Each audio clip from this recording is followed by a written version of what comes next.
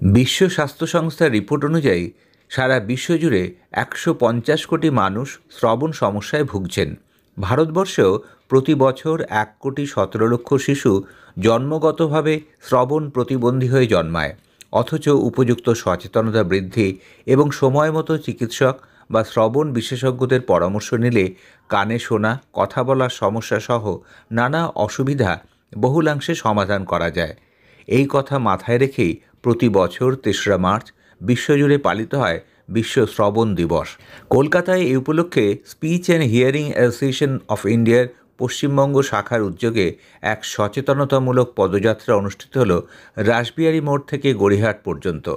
বাক ও শ্রবণ বিশেষজ্ঞদের পাশাপাশি যারা এই ধরনের সমস্যায় ভুগছেন সেই সব ছেলে মেয়ে এবং তাদের বাবা মায়েরাও এই পদযাত্রায় সামিল হন। তবে পদযাত্রার মূল উদ্যোক্তা ও সংস্থার যুগ্ম সম্পাদক মোহাম্মদ শহীদুল আরফিন বলেন, এবছর বিশ্ব শ্রবণ দিবসের মূল থিম হল ভাবনার পরিবর্তন আনুন, নিজেকে সচেতন করুন, সবার জন্য কান ও শ্রবণ সুরক্ষা নিশ্চিত করুন। প্রতি বছর 3 মার্চ বিশ্বজুড়ে ওয়ার্ল্ড হিয়ারিং ডে পালিত হয় এবং সেই উপলক্ষে speech and hearing association of India West Bengal branch একটা ওয়াকাথনের আয়োজন করেছে এবং সেই উপলক্ষে আমরা সাধারণ মানুষের মধ্যে কানে শোনার সমস্যা এবং সেই সম্পর্কে যতটা অ্যাওয়ারনেস বাড়ানো যায় সেই জন্য আমরা আজকে এই ওয়াকাথন বা পদযাত্রায় সামিল হয়েছি। WHO রিপোর্ট অনুযায়ী সারা পৃথিবী জুড়ে এই মুহূর্তে 1.5 বিলিয়ন মানুষ শ্রবণ প্রতিবন্ধকতায় ভুগছে এবং এইটা 2050 সালে গিয়ে 2.5 বিলিয়ন মানুষের শ্রবণ প্রতিবন্ধকতাযুক্ত মানুষের এই সংখ্যাটা গিয়ে পৌঁছাবে।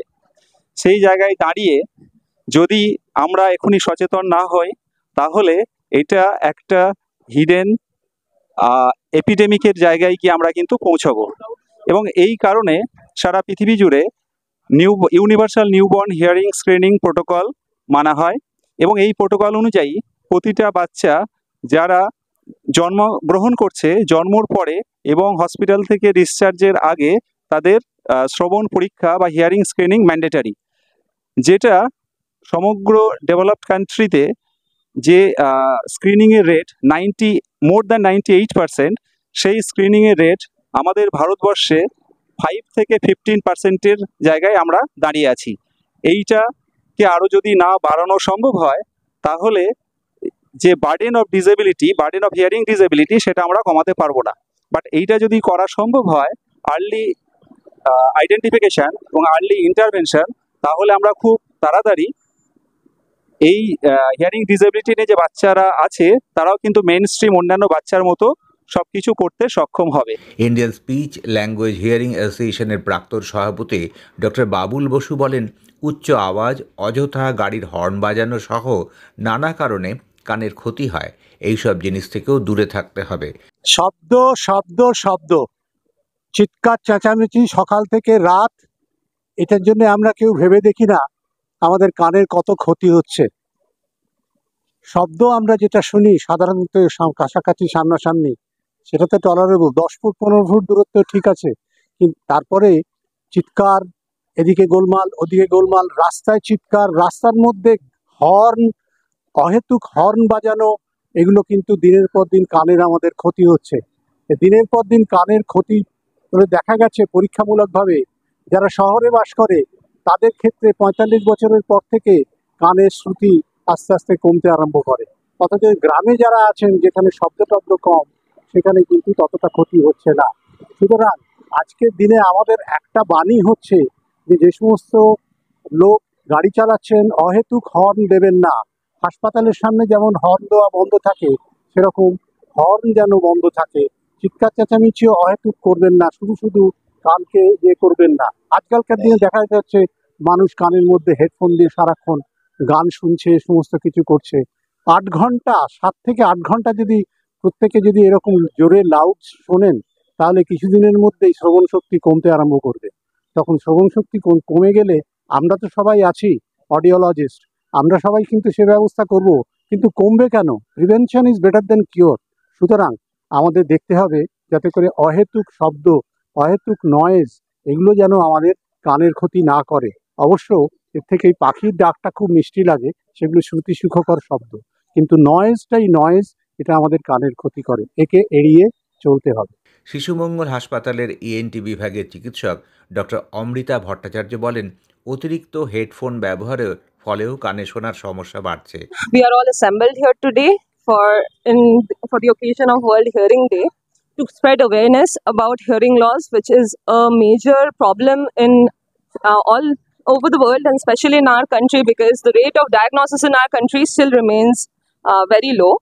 So today, this walkathon that we are doing, organized by the Speech and Hearing Association of India West Bengal chapter, this is to spread awareness among the general public about all the problems, problems related to noise pollution and the problems related to headphone abuse that can cause hearing loss, and how to possibly prevent them.